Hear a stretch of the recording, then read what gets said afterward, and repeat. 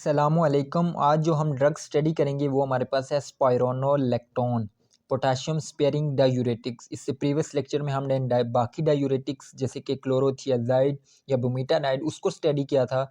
आज जो हम स्टडी करेंगे वो हमारे पास है स्पाइरोनोलेक्टोन। स्पाइरोनोलेक्टोन नाम से ज़ाहिर है पोटाशियम स्पेयरिंग डायूरेटिक्स है। पोटाशियम की रीअब्जॉर्प्शन को बढ़ाएगी, पोटाशियम की कंसनट्रेशन को बढ़ाएगी।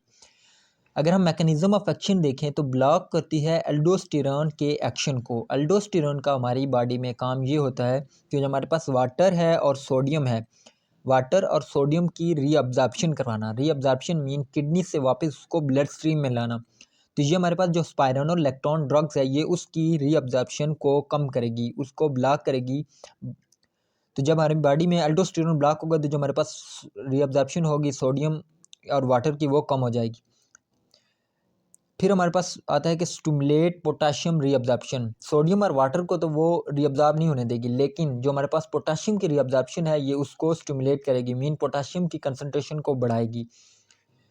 एक्ट करती है डिस्टल कोनिलेटेड ट्यूब्यूल में। जो हमारे पास नेफ्रॉन का स्ट्रक्चर है, कलेक्टिंग डक्ट से पहले जो हमारे पास स्ट्रक्चर आता है डिस्टल कोनिलेटेड ट्यूब्यूल, ये वहाँ पे एक्ट करके जो हमारे पास पोटाशियम है उसकी रीअब्जॉर्प्शन को बढ़ाती है और जो हमारे पास सोडियम और वाटर है उनकी एलिमिनेशन करवाती है, मीन बॉडी से एक्सक्रीट आउट करती है, यूरिन की फॉर्मेशन करती है।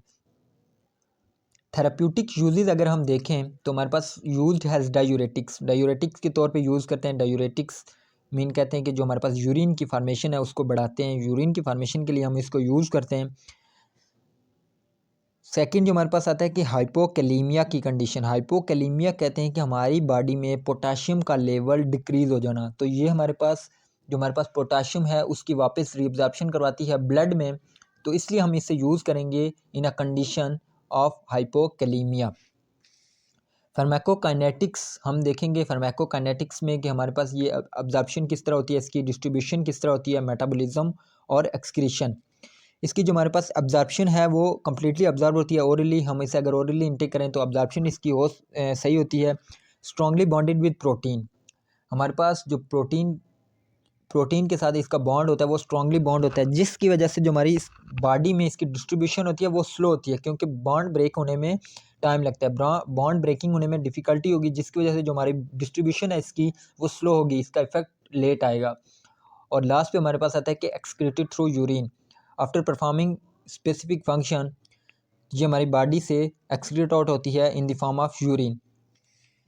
फिर लास्ट पे हमारे पास आते हैं एडवर्स इफेक्ट कि इस ड्रग के साइड इफ़ेक्ट क्या हैं, एडवर्स इफ़ेक्ट क्या हैं। तो हमारे पास गैस्ट्रिक अपसेट करती है, पेप्टिक अल्सर काज करती है, हाइपरकैलीमिया कहते हैं कि अगर हम इसकी टॉक्सिसिटी ओवरडोज देंगे, डोज ज़्यादा होगी तो हाइपरकैलीमिया उस कंडीशन का कहेंगे हमारी बॉडी में जब पोटाशियम का लेवल इंक्रीज़ हो जाए। इसी तरह ये हमारे पास डिहाइड्रेशन काज करती है। डिहाइड्रेशन कहते हैं कि जो हमारी बॉडी से लॉस ऑफ वाटर है वो ज़्यादा होगा, मीन हमारी बॉडी में वाटर की कंसंट्रेशन कम होगी। तो ये हमारे पास हमने पढ़ा था कि जो वाटर है उसकी रीअब्जॉर्प्शन को कम करती है, रीअब्जॉर्प्शन को कम करेगी तो ज़्यादा से ज़्यादा वाटर लॉस होगा, जिसकी वजह से डिहाइड्रेशन काज होगी।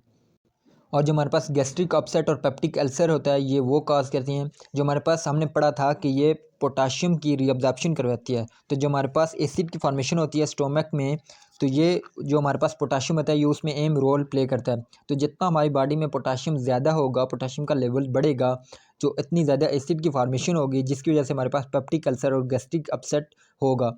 तो ये हमारी आज की ड्रग थी स्पाइरोनोलेक्टोन। होप्स कि आपको समझ आ गई होगी। Thanks for watching.